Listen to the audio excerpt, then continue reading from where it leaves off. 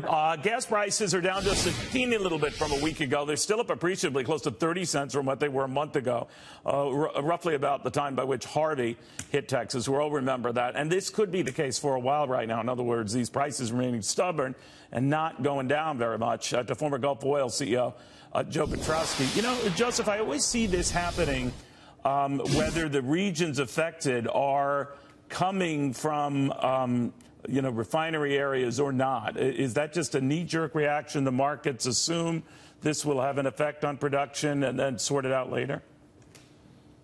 Oh, absolutely right. It's buy the rumor, sell the fact. So everybody gets ahead of it and gets a little panicky. But generally, prices are going to come down and will stay down. When you say down, go back to pre-Harvey lows. I mean, a lot of that was based on the end of the summer anyway and the peak driving season. What now? Not only pre-Harvey lows, but I think much lower. I mean, retailers face worries about losing gasoline volume long term. And for them, it's a traffic driver to get inside the store. So there's a lot of pressure on retailers to hold prices, hold the line, hold their customers. And the regulators are also watching for anybody even sniffs of price gouging. You know, it always happens, right? We see cases of price gouging.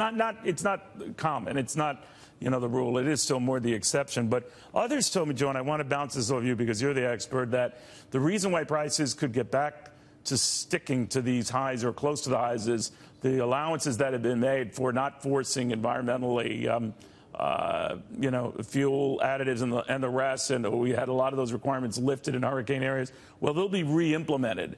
And I think the thinking was that the downward drift in prices that you're seeing would be interrupted by the return of that, those environmentally conscious blends returning to the market or forcibly returning to the market. Is that true?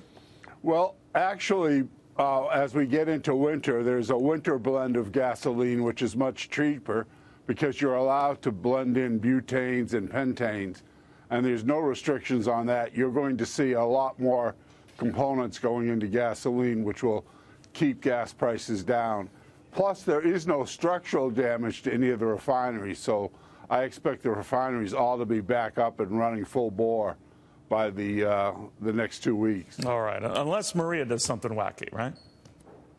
Oh, absolutely. Yeah. I mean, the only disruption we have seen is a little bit on the East Coast with shipping, because the East Coast of the United States still gets a lot of its product from European refineries who don't have a use for the gasoline.